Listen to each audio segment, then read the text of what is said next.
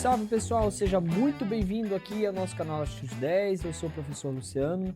Vocês aí que já estão aflitos por essa correção da prova de escrivão, então vamos lá para essas questões aí da prova de escrivão do concurso da Polícia Civil do Estado de Rondônia, tá bom? Pessoal, antes de qualquer coisa, quero agradecer por vocês me mandarem essas provas, tá? Vocês que conversam comigo pelo WhatsApp, pelo Instagram lá do Latitude 10. Então sempre me mandando as provas, me mandando as informações para que eu possa passar essa correção para vocês. Lembrando que eu não faço o concurso, né? Então não tenho acesso às provas. Então sempre quando vocês quiserem que eu faça a correção de alguma prova, é só nos enviar aqui que a gente vai corrigir para vocês, tudo bem? Então vamos lá então para a nossa primeira questão, a questão 21, tá? Da prova de escrivão. E a gente vai aqui para essa questão que fala do processo de rondonização da Amazônia. A banca gostou muito desse assunto, né? Trouxe em várias provas. Vamos lá. Acerca do processo de rondonização da Amazônia, assine a opção correta. Letra A. A expansão da frente de ocupação é um processo marcado pela ocupação ilegal da terra, pelo desmatamento, pela pecuária e após a valorização e legalização da terra, pela saída do ocupante e instalação de outra atividade produtiva. Olha, pessoal, não vou nem perder o tempo aqui porque a letra A é a resposta correta, tá? Esse é um processo muito comum de grilagens de terras, inclusive aqui na Amazônia, que funciona dessa maneira. Primeiro vem aquela frente de ocupação, tá? Que é marcada pela ocupação ilegal. São grileiros de terras profissionais que fazem isso e eles fazem o desmatamento, a demarcação dessa área, né? Demarcam essa área em lotes menores. Aí entra a pecuária, porque o gado tem um papel fundamental no desmatamento, que ele com o seu pisoteio ele consegue fazer com que a floresta seja eliminada mesmo de fato, tá? O plantio do capim e o pisoteio do gado, ele é fundamental para evitar até o broto, né, da floresta. E após a valorização, porque aí começa a chegar a estrada, começa a chegar a iluminação pública, né? Energia, desculpa, não iluminação, energia elétrica, começa a chegar uma série de benfeitorias, e aí tem a legalização da terra, porque isso força a legalização da terra. Aí vem a saída do ocupante e a instalação de outra atividade produtiva. Aquelas pessoas que ocuparam ali primeiramente, elas começam a perceber que o hectare ficou mais caro e elas vendem e partem para outra frente de ocupação. E aí a atividade que antes era ligada à pecuária passa a ter uma outra atividade, geralmente ligada à monocultura, da soja, do milho, né? Com outras atividades econômicas. Esse é um processo muito comum aqui na Amazônia, que se denomina como rondonização da Amazônia, tá bom? Vamos então para a nossa próxima questão, a questão 22, tá? Questão 22, a respeito das escalas geográficas de impacto das usinas do Baixo Madeira, assine a opção correta. Usinas do Baixo Madeira, estive lá em Porto Velho esse final de semana, essa semana, aliás, no feriado, e no dia seguinte a gente estava lá visitando inclusive a Santo Antônio, né? Essas usinas, elas tiveram impactos significativos ali na flora, na fauna, no convívio das pessoas com o Rio Madeira, dos pescadores, das embarcações, enfim, uma série de mudanças aí que a gente vai ver ao longo do tempo. Vamos lá. Letra A. As usinas do Baixo Madeira foram instaladas em áreas de baixíssima densidade demográfica e por inundarem somente áreas de terra da União, geraram poucos impactos na desapropriação de comunidades locais. Bom, gente, quando a gente fala de hidrelétrica, isso aqui, ó, é impossível acontecer, tá? Isso aqui é impossível praticamente em construção de hidrelétricas. Sempre vai inundar áreas particulares, áreas dos municípios, áreas que pertencem ao Estado, não somente áreas da União, e geram sim muitos impactos. Letra B. A reestruturação territorial das usinas do Baixo Madeira incidiu sobre a geração de energia na Amazônia, com a adoção de um modelo de energia não renovável. Então, usina hidrelétrica é um modelo renovável, tá, gente? É energia renovável. Não renovável é o carvão, é o petróleo, né? Os derivados de petróleo. Então, não é o caso. Letra C. A geração de energia pelas usinas do Baixo Madeira atende apenas às necessidades do estado de Rondônia. Logo, seu alcance é local. Não. A justificativa da construção dessas usinas foi justamente para atender a demanda, tá, do mercado consumidor, principalmente nas regiões centro-oeste, sudeste, tá? Que passavam ali que passam inclusive até hoje, né, por um processo de industrialização muito forte e de consumo energético muito forte, dinamização das atividades econômicas. Então, elas foram concebidas para esse fim principalmente, tá? Letra D. Só para fazer um adendo aqui. Santo Antônio tem 50 turbinas. Somente 6 dessas turbinas, dessas 50, são direcionadas para Rondônia e Acre. As outras 44 turbinas são para atender às necessidades do centro-sul do Brasil, tá? As usinas hidrelétricas instaladas na Amazônia e, em especial, no Baixo Madeira, são destinadas ao suporte da demanda nacional por energia. Pronto, já dei resposta. E a ampliação de atividades de setores como o do agronegócio. As pessoas ficaram assim, mas o que as hidrelétricas têm a ver com o agronegócio, professor? Então, gente, o agronegócio, ele engloba vários setores da economia. Ele não engloba somente a agricultura e pecuária, não. O agronegócio, ele envolve indústria, ele envolve o setor de serviços, ele envolve a agricultura, a pecuária, ele envolve muitas áreas. E o setor de serviços e a indústria demandam por muita energia. Vamos pensar hoje em dia, quando a gente fala de agronegócio, a gente não está falando do pequeno agricultor, do pequeno pecuarista, a gente está falando desses conglomerados econômicos, por exemplo, de fazendeiros que têm gado, tá? Que tem o gado ali de criação em confinamento. Eles alimentam esse gado geralmente com a ração, né, com ração animal. E eles têm uma série de produtos que são provenientes da indústria. A agricultura empresarial, por exemplo, a gente demanda ali de muitas máquinas, né, demanda ali de muita mecanização do solo. A monocultura da soja, ela está diretamente relacionada a uma indústria do agronegócio, tá? Assim como a criação de peixes. Tá? A criação de peixes está ligada com a indústria alimentícia no frigorífico de peixes, por exemplo, e ração, né? A produção de ração para os peixes. Então, movimenta, sim, muito o setor do agronegócio. Então, as hidrelétricas, elas, antes de qualquer coisa, a gente tem que lembrar que a indústria demanda por muita energia, tá? Então, a letra D aí é a resposta correta. Nem vou aqui para a letra E, porque nem vale a pena. Vamos lá. Questão 23. Questão 23 fala sobre... A questão aqui essa é uma questão bem polêmica, né? Com relação à expansão do neopentecostalismo na Amazônia, assina-lhe a opção correta. Letra A. As igrejas neopentecostais, cujo um dos fundamentos é a teologia da prosperidade, têm se expandido pela Amazônia por meio de várias denominações, compostas de apóstolos, bispos, pastores e missionários. Bom, gente, eu pesquisei sobre essa letra A, que inclusive o gabarito trouxe ela como resposta correta.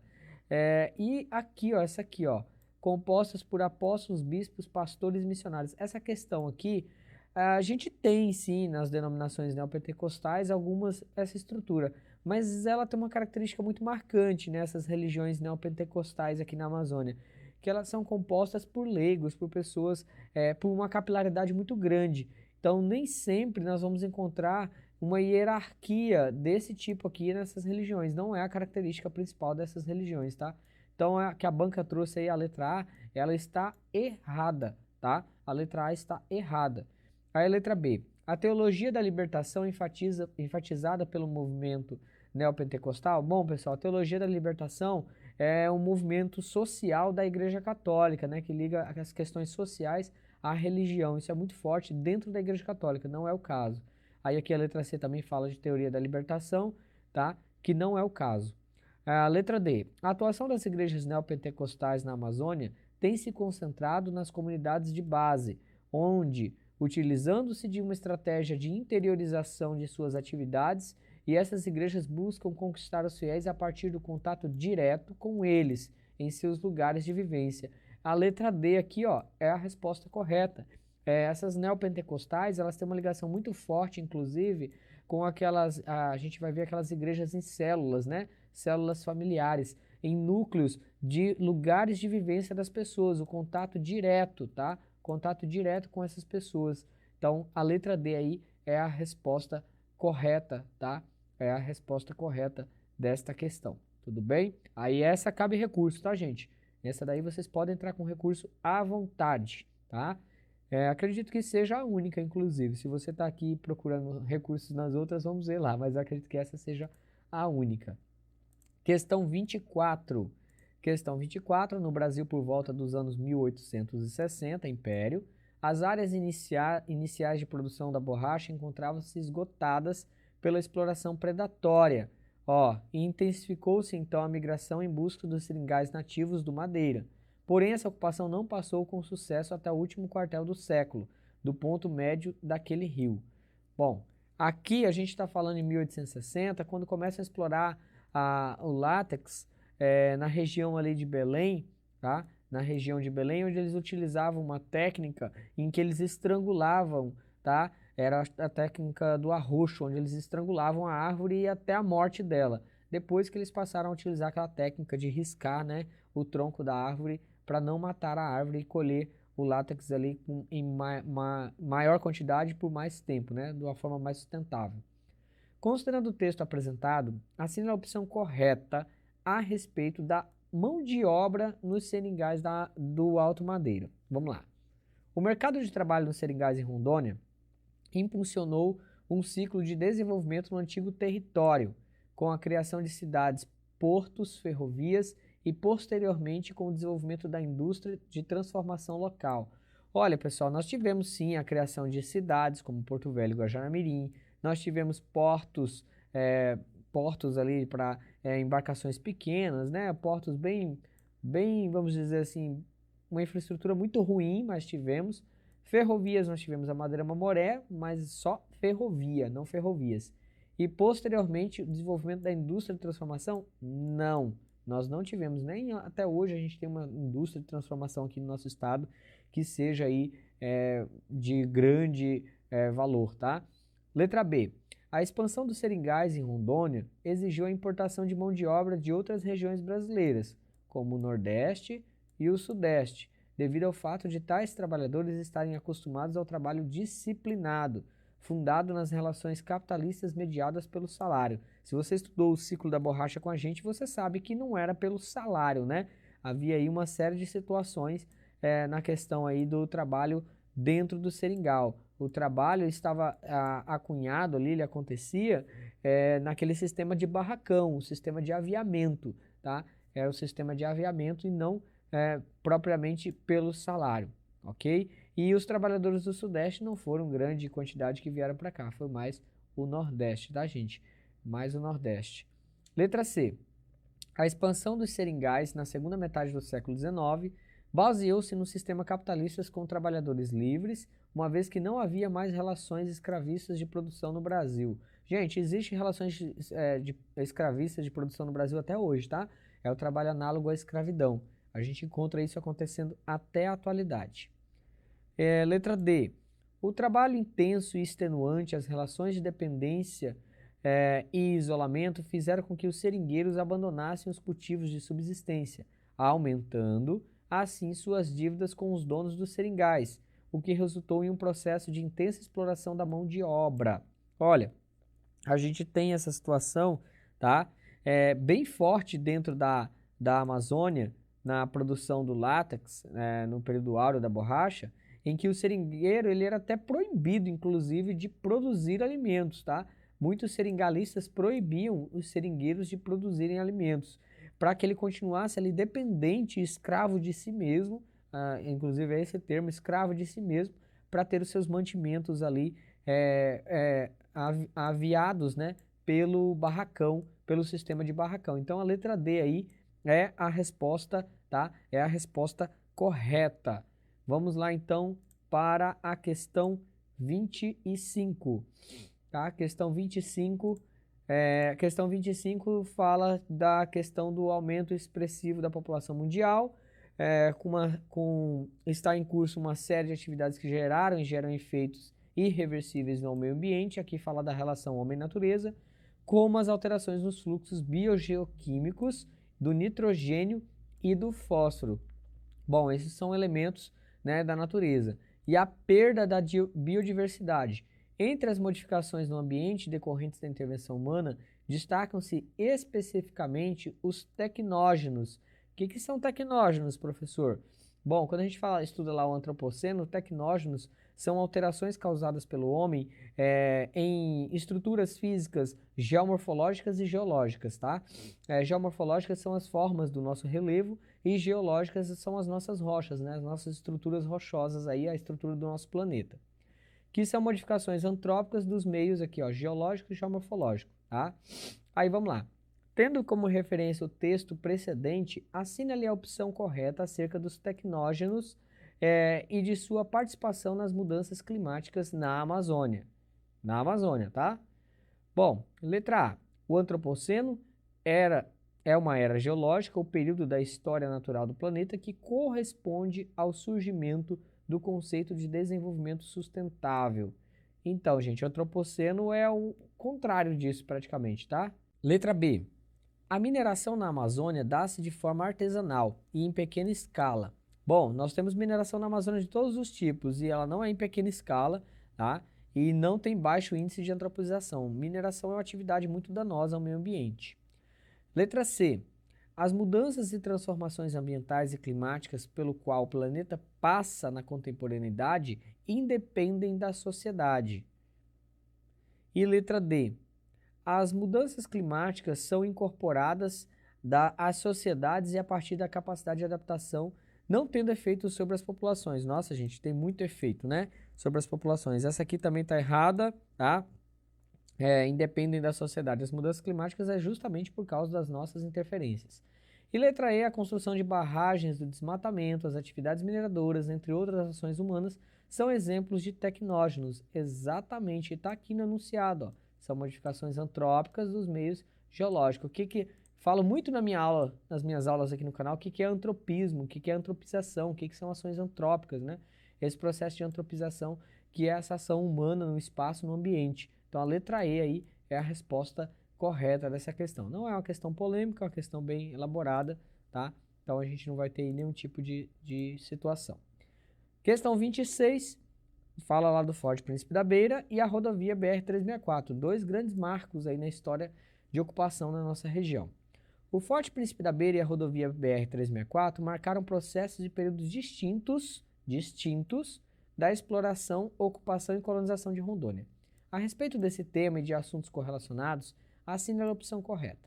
Letra A. A BR-364, construída na segunda metade do século XX, constituiu-se no principal vetor de ocupação e colonização do território rondoniense, interligando Rondônia e o Acre ao Mato Grosso e ao centro-sul do país. Aí vem aqui, pessoal, eu vou trazer aqui para vocês, deixa eu ver aqui, ó, a mesma imagem que eu trouxe na outra correção. A rodovia BR-364, ela faz esse trajeto aqui mais ou menos, tá? Ela faz esse trajeto aqui e ela foi capaz de interligar toda essa região aqui, ó, do estado de Rondônia, do Acre, ao centro-sul. Ela foi muito importante naqueles projetos de assentamento agrário, tá? Naqueles projetos de assentamento agrário impulsionados pelo INCRA aqui na nossa região, que culminou com várias outras rodovias menores, né?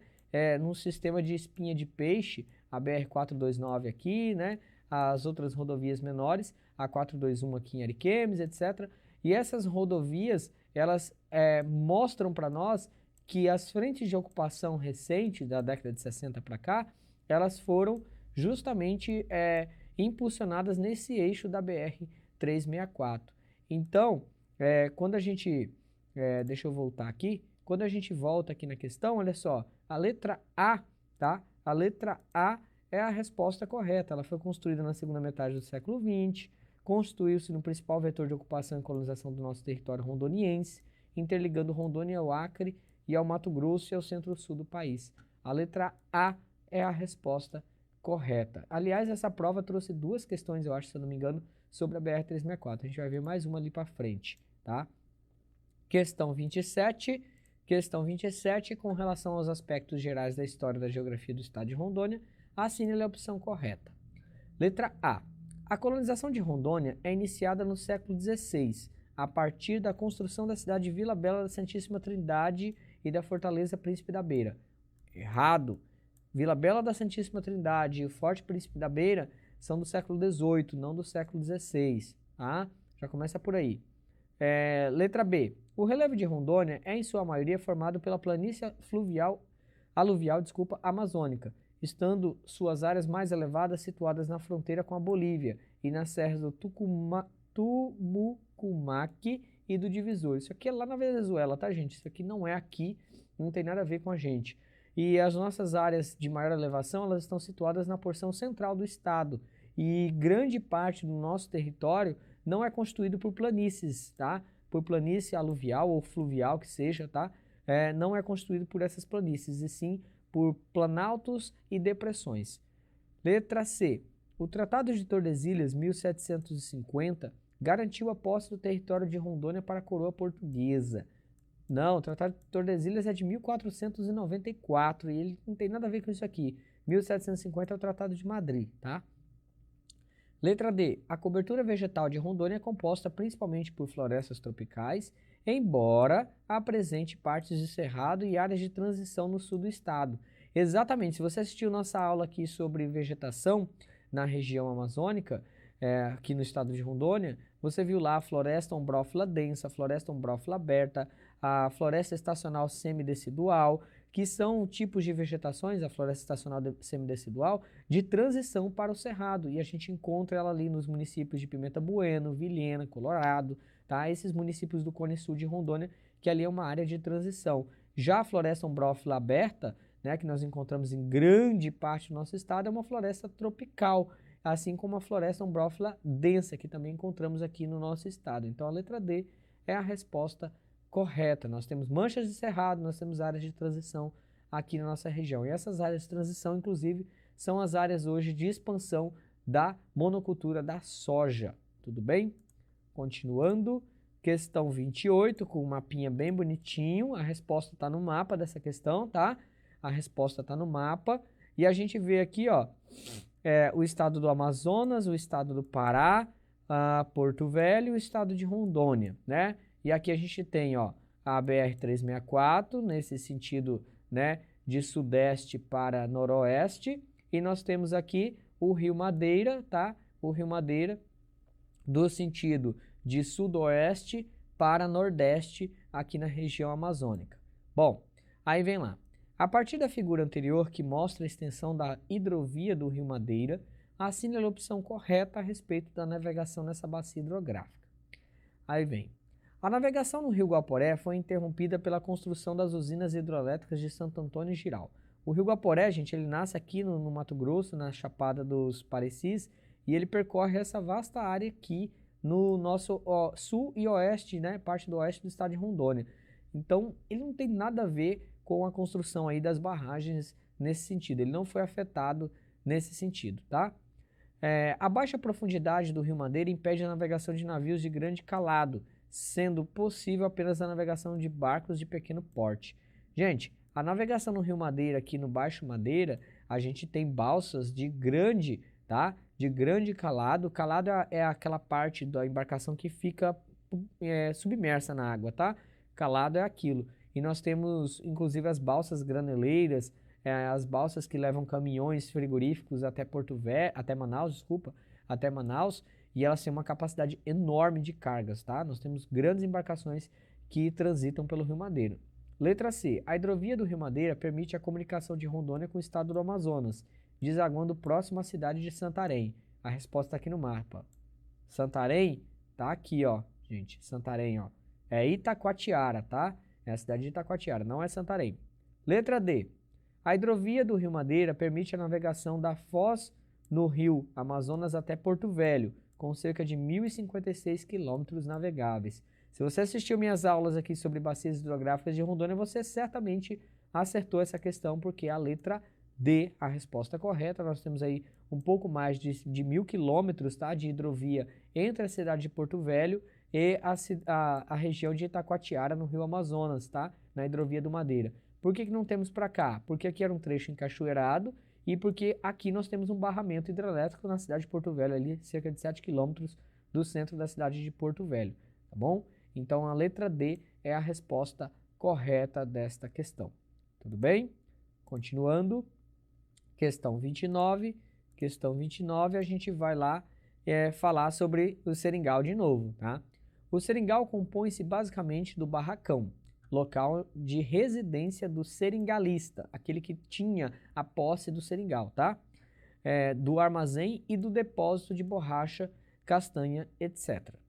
Aí vem assim, considerando o texto apresentado, assine a opção correta acerca das relações de trabalho e da mão de obra nos seringais do Alto Madeira. De novo, relação de trabalho e mão de obra. Caiu duas questões do mesmo tema. Letra A. Os ramais são vias abertas em meio à mata, por onde os veículos retiram madeira, castanha e látex. Vamos lá, gente. Período da borracha, a gente não tinha esse tipo de atividade aqui, ó. Retirar madeira com veículos ainda por cima, tá? Era uma dificuldade enorme de se adentrar a região e a gente vivia ali um momento que nós não tínhamos essa estrutura não, tá? Letra B. Os seringais sempre foram constituídos por uma extensa área divididas em sesmarias. Sesmarias é uma política de território lá da região Nordeste no período da colonização do Brasil. Então, não. Letra C. O barracão, análogo à casa grande, é o local de residência tanto do dono ou gerente do seringal quanto dos seringueiros. Não, o seringueiro vivia no meio da mata, isolado, largado à própria sorte, né? A gente viu sobre isso. Letra D. As relações de trabalho nos seringais do Alto Madeira eram pautadas por intensa exploração da mão de obra, sem quaisquer vínculos empregatícios entre seringueiros e seringalistas. Olha, a letra D é a resposta correta, tá? Tem até algumas discussões em torno disso, se o seringueiro ele era empregado ou tarefeiro, né? Tá mais para um tarefeiro, porque ele vendia a sua força de trabalho praticamente por comida e sempre estava devendo naquele sistema de aviamento, né?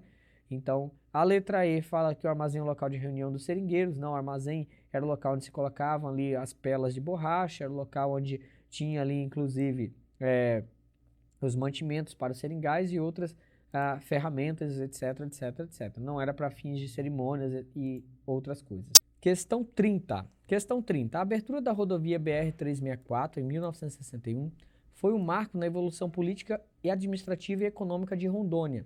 Acerca dos impactos gerados por essa rodovia, assine a opção correta. A BR-364, em cujo percurso se encontram as principais áreas produtivas e cidades do estado, foi a porta de entrada de imigrantes para a colonização agropecuária de Rondônia a partir dos anos 60 e 80. Pessoal, letra A aqui está correta, tá? É justamente isso que acontece, os migrantes saem aqui, principalmente da região sul, tá? Tem muitos que vêm da região sul, principalmente nordestinos que estavam aqui nessa parte, e se direcionam aqui para a região de Rondônia para aqueles assentamentos agrários. Justamente esses assentamentos, tá? Que foram organizados no eixo dessa rodovia. Então essa questão aqui, quem acertou aquela outra da BR, também acertou essa questão, tá bom? Então vamos lá, encerramos aqui nosso trabalho de correção da prova para escrivão, né? E tem uma questão aí que vocês podem entrar com recurso. Espero que vocês consigam a anulação da questão, ou a mudança, né, da alternativa. E fica aqui o meu muito obrigado para vocês. E a gente se vê aí em outras atividades, em outras aulas, tá bom? Muito obrigado, até logo, bom trabalho para vocês e até mais.